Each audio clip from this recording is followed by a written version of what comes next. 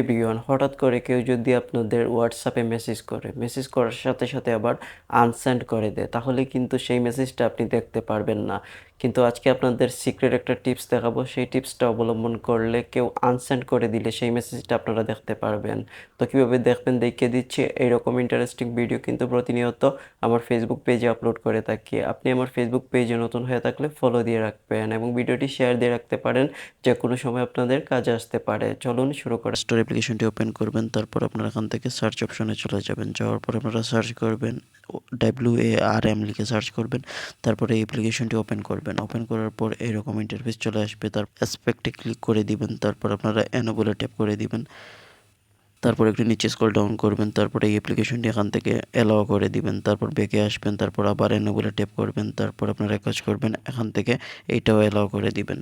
Allow করে দেওয়ার পর টিক চিহ্নতে ট্যাপ করে ওকে করে দিবেন। ওকে করে দেওয়ার পর আপনারা ব্যাকে আসবেন, তারপর আপনারা গ্র্যান্ড পারমিশনে ট্যাপ করবেন, তারপর অ্যালাউতে ট্যাপ করবেন, তারপর রাইট সাইডে ট্যাপ করবেন, তারপর আপনারা হোয়াটসঅ্যাপ সিলেক্ট করবেন, তারপর আপনারা কাজ করবেন এখান থেকে অ্যালাউতে ট্যাপ করবেন, তারপর যে কোনো একটা হোল্ডার আপনাদের সিলেক্ট করতে হবে, একটা হোল্ডার সিলেক্ট করে দিবেন। দেওয়ার পর আপনারা আবার রাইট সাইডে ট্যাপ করবেন, তারপর আবার রাইট সাইডে ট্যাপ করবেন, তারপর টিক চিহ্নতে ট্যাপ করে দিবেন। টিক চিহ্নতে ট্যাপ করে দেওয়ার পর কিন্তু কেউ যদি আপনাদের হোয়াটসঅ্যাপে মেসেজ করে আনসেন্ড করে দেয়, তাহলে এই নোটিফিকেশনে কিন্তু আপনারা খুব সহজেই দেখতে পারবেন। দ্যাটস